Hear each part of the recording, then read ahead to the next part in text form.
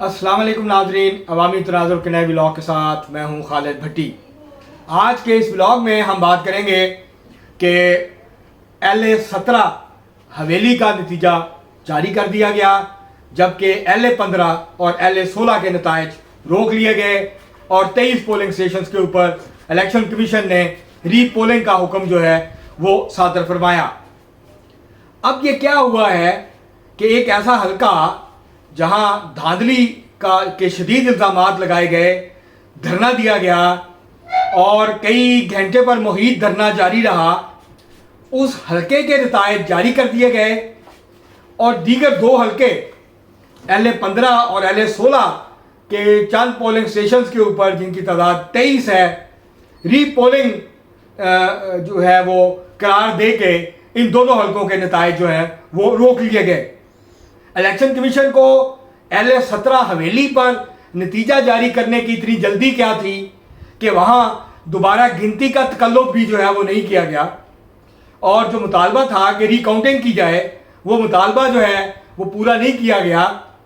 और बल्कि कुछ खबरें ये भी हैं कि चौधरी मोहसिन अजीज़ जो मुस्लिम लीग नून के उम्मीदवार थे हवेली से, उनको ये कहा गया कि कल शाम को कि जी आप ये धरना ख़त्म कर दें, हम जो बैलेट बॉक्सेस और बैलेट पेपर्स हैं उनको हमने मुजफ्फराबाद भेज रहे हैं, वहाँ पर रिकाउंटिंग होगी इलेक्शन कमीशन में और उसके बाद LA-17 का नतीजा जारी किया जाएगा।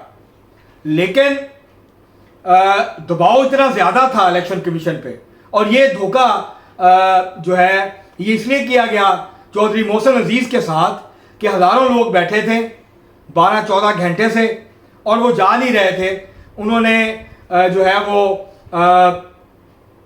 धरना दिया हुआ था, returning officer, district returning officer जो थे उनके ऑफिस के बाहर उसका घेराव किया हुआ था और हालात बहुत कशीदा थे।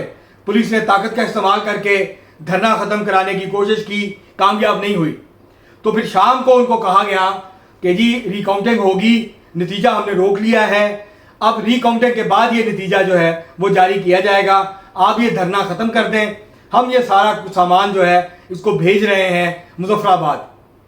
जब धरना ख़त्म हो गया तो रात को 4-5 बजे सुबह अर्ली मॉर्निंग LA-17 का नतीजा जारी कर दिया गया और रिटर्निंग ऑफिसर की तरफ से जो नतीजा जारी किया गया है उसके मुताबिक जो राजा फैसल मुमताज़ राठौर हैं वज़ीर आज़म आज़ाद जम्मू कश्मीर, वो 33,814 वोट लेकर कामयाब करार दिए गए हैं।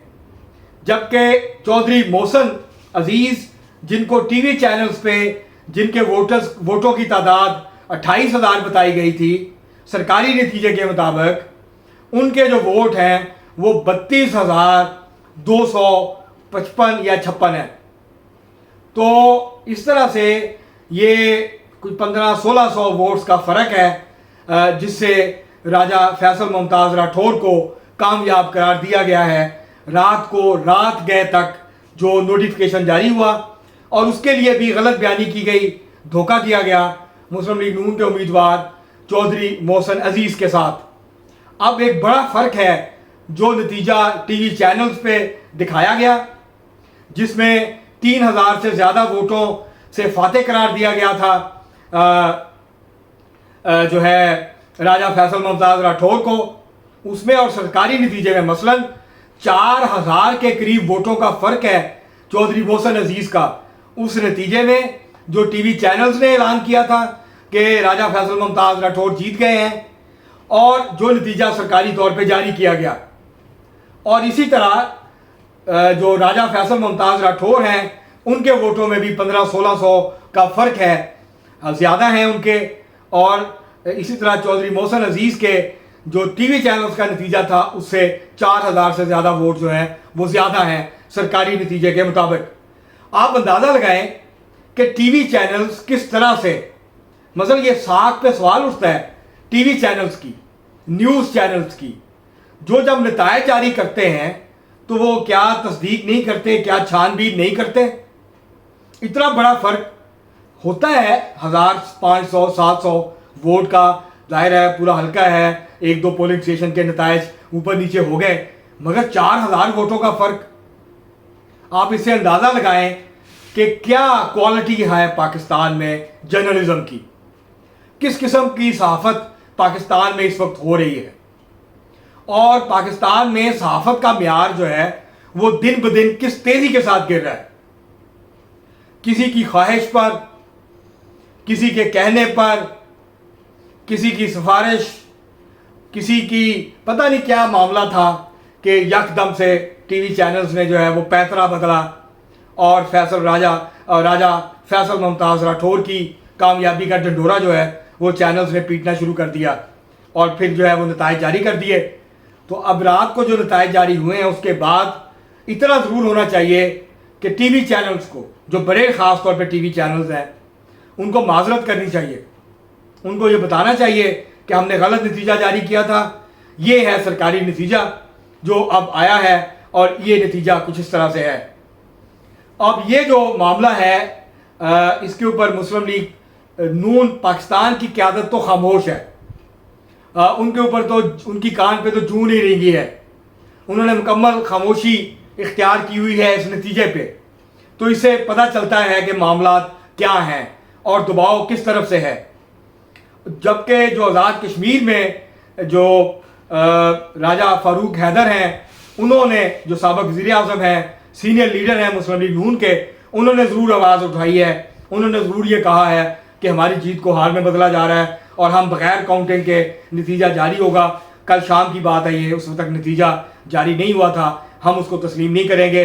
अब देखते हैं कि मुस्लिम लीग नून इसके ऊपर क्या रद्द-ए-अमल देती है। लेकिन आप अंदाज़ा करें कि कितना शदीद दबाव है इलेक्शन कमीशन के ऊपर कि वो सस्टेन नहीं कर सके और चंद घंटों के अंदर अंदर बगैर गिनती करवाए उनको नतीजा जारी करना पड़ा।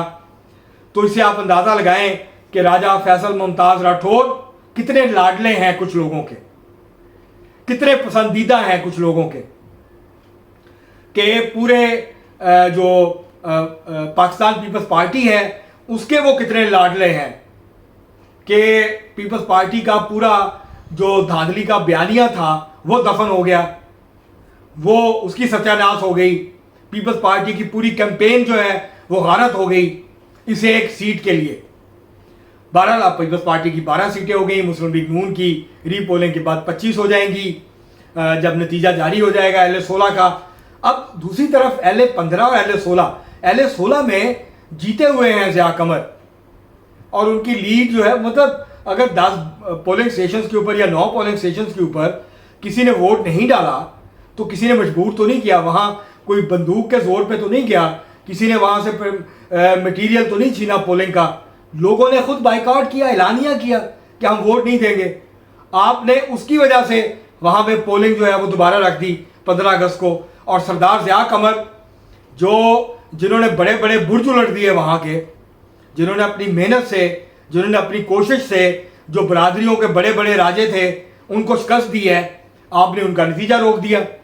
दूसरी तरफ सरदार मीर अकबर खान, उनकी 3300 की लीड है, तो अगर दोबारा पोलिंग होती भी है, ये 14 पोलिंग स्टेशन हैं, तो उससे नतीजा तो तब्दील नहीं होगा, लेकिन आपने वहाँ भी नतीजा जो है उसको लटका दिया 3-4 दिनों के लिए।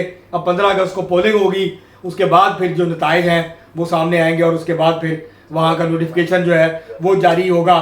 तो ये जो सूरत हाल है ये बताती है कि जब इस तरह के एक्शन होते हैं, जब इस तरीके से इलेक्शन करवाए जाते हैं, जब इस तरीके से नताइज रोके और जारी किए जाते हैं, तो उससे इलेक्शन की जो साख है उस पर सवाल तो उठेंगे ही उठेंगे।